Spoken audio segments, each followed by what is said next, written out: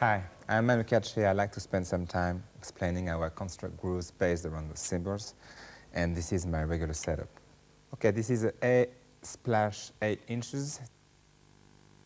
This is A splash 6 inches. Hi-hats are 13 inches KZs. This is a 16 inches A custom crash. This was in a splash A 6 inches. And that one is an 18 inches A custom crash as well. This one is a 20 inches A custom ride. And this one is a 10 inches EFX.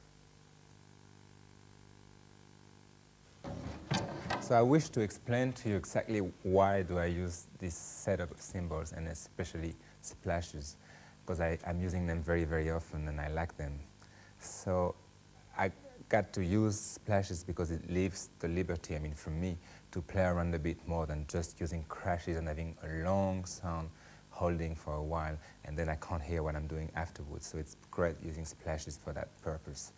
And it's a little bit in my imagination like using colors on the whole picture, like green, blue, or yellow. When I hit splashes, it reminds me in my imagination a little bit of colors. That's Manu's cymbal setup. For this video, Manu has selected a track taken from his first solo album entitled It's About Time, and the track is called Silence, which was recorded here at Real World Studios. Manu will approach the last section of this song in 3 different ways. His first approach is what could typically be described as a classic style, with the emphasis on the groove being played between the bass drum, the hi-hat, the snare drum and the ride cymbal. However, notice at all times Manu maintains a very strong 8th note pulse on the hi-hat. This ensures good time throughout the whole section.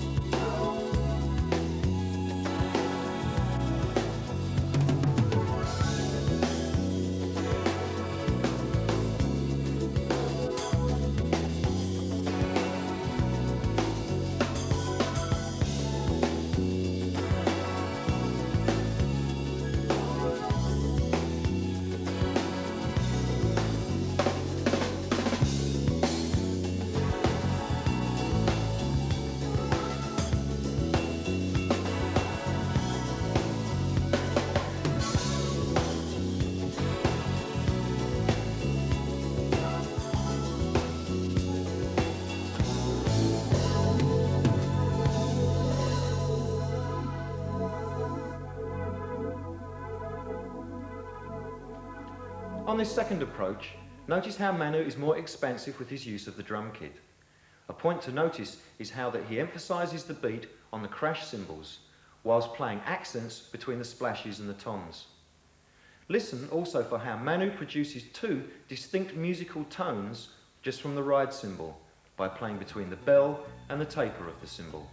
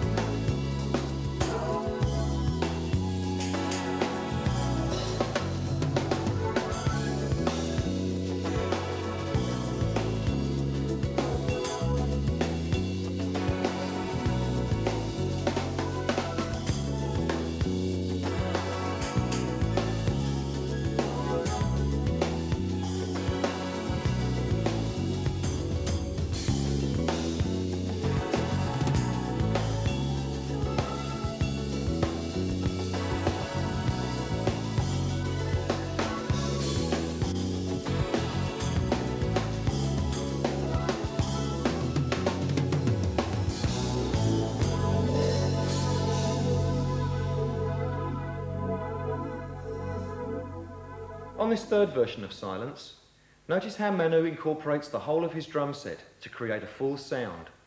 Notice also how he shifts the beat around, adding colour and excitement to the section. However, he still maintains a strong 8th note pulse on the hi-hats, allowing him the freedom to be expressive in his playing, but still aware of where the beat is at all times.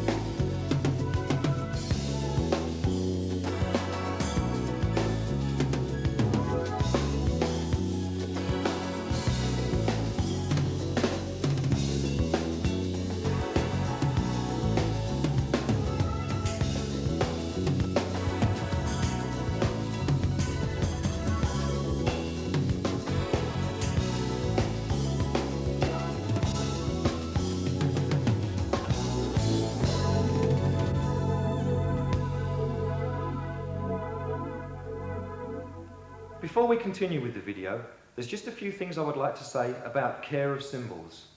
It's very important, particularly with crash cymbals, that the cymbals are not clamped at the top. They should be allowed to float freely, and there should always be a nylon sleeve between the cymbal and the cymbal holder. With any of the world's leading players, you will notice that they usually have the cymbals angled slightly towards them. This is for two reasons. One, it makes it very easy for them to reach them, and secondly, it allows them to play the cymbal with the correct stroke. Never clamp a crash cymbal, never hit a crash cymbal full on, always slice the cymbal. Listen to what Manu has to say about this point. I like to be a little bit more specific with one point concerning the cymbals. Maybe you noticed it, but my cymbals are floating freely for all of them, and it's a little bit the same similar thing for the kit, that I didn't put any gaffer tape on each head, so it means like the kit and the cymbals are like breathing, and you're able to capture more of the acoustic sound. And if you like clamp them, you're going to choke the cymbals and of course sometimes damage them. I hope you enjoyed all of this, and for this final track I'm gonna play on an instrumental piece which is one of mine, and I decided to change the cymbals, some of the cymbals, which this one is a Rock Ride 21 inches A, and this one is a 17 inches K China Boy. And I decided to change the cymbals because I wanted to have, as I did before, different colors in this track, so by those two, the sound's going to be very different.